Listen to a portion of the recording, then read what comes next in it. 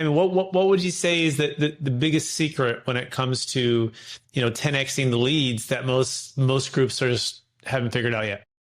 It starts with largely most people don't know their unique value proposition. So, I don't really take on clients where they're coming to me in stage one. I sort of developed a business where I want to get to the final echelon, and that's the kind of clients we take on. But I'm amazed by the amount of people who come to me and say, "I'm a great lawyer. I have a great team. We have great reviews on Google." And I say, "Great. Well, what is the value proposition here? How have we branded this?" And many of them haven't thought about that. So it sort of starts with that. It starts with a functioning website that requires a large capital investment. I really don't think you can nowadays have a great website for under 25,000. And that to me is kind of on the low end.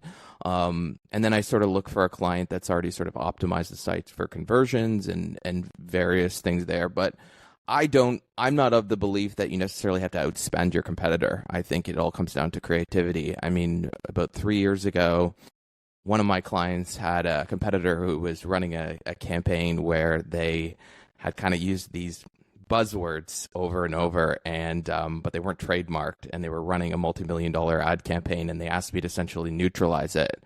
And what I was able to do is sort of use those keywords and optimize them on SEO so that when people kept searching for this particular brand over and over, remembering the keywords, they would Google those words, and I would basically take that traffic and redirect it to my client's website. So it's creativity at the end of the day. There are things you can do, and but it really comes down to how do I, if my marketing budget's half of my clients, what can I do to sort of leverage that, find different ways around that? I mean, right now I'm a musician. I started last year. I've got about 3 million streams on Spotify, and right now I'm driving 25,000 clicks a month to my Spotify using a method that no one else has ever thought of. That I kind of keep to myself and I use for a couple of my clients. But there's various traffic sources out there that people don't think of. They're all sort of doing the same thing. They're trying to, let's spend $70 a click on AdWords with these 5 competitors and wonder why I don't get ahead. So when people come to us, it's really about how can I creatively use your money? How can I stretch it? How can I get a better negotiation with the ad buyers?